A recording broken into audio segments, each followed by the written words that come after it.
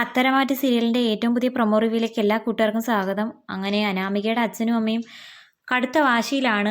ക്ഷേത്രത്തിൽ പോയിട്ട് വരുമ്പോഴത്തേക്കും വക്കീൽ ഓഫീസിലും കൂടി കയറണം, നാളെ എന്തൊക്കെ കോടതിയിൽ പറയണം എന്നുള്ളത് കാര്യം വക്കീൽ പഠിപ്പിച്ചു തരും എന്നൊക്കെ പറഞ്ഞിട്ട് അവരങ്ങ് ക്ഷേത്രത്തിലേക്ക് പോകുന്നു. അതേസമയം ഗോവിന്ദനാണെങ്കിൽ നന്ദുവിനോട് പറയുന്നുണ്ട്, മുത്തശ്ശിയോ മുത്തശ്ശനും കാണും സ്റ്റേഷനിൽ പോയി കിടക്കേണ്ടി വന്നാൽ അല്ലെങ്കിൽ ജയിലിൽ പോകേണ്ടി വന്നു കഴിഞ്ഞാൽ അതിലൊരു പങ്ക് മോക്കും ഉണ്ട്, അത് മറക്കണ്ട.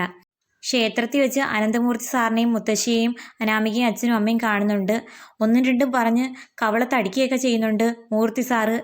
അടി കിട്ടി നിൽക്കുന്ന അനാമികയുടെ അച്ഛൻ്റെ മുഖം കണ്ട് അനാമികയ്ക്ക് ദേഷ്യം വരുന്നുണ്ട്. എന്നിട്ട് മുത്തശ്ശി പറയുന്നു, നീയൊക്കെ കേസ് കൊടുത്തപ്പോൾ എന്തു വിചാരിച്ചു ഞങ്ങളൊക്കെ നിന്റെ കാല് പിടിക്കാൻ വരുമെന്നോ? ജയിലിൽ കിടന്നാലും നിന്റെ ഒന്നും കാല് പിടിക്കാൻ ഞങ്ങൾ വരത്തില്ല. ആദർശ് ഇളയമ്മയോട് പറയുന്നുണ്ട്, മുത്തശ്ശി ജയിലിൽ കിടത്താൻ പോലും മടിക്കാത്ത ഒരു ദുഷ്ടത്തിയാണ് അനാമിക. മുത്തശ്ശി ജയിലിൽ കിടക്കുമ്പോഴെങ്കിലും ഇളയമ്മയ്ക്ക് അത് മനസ്സിലായാൽ കൊള്ളാം.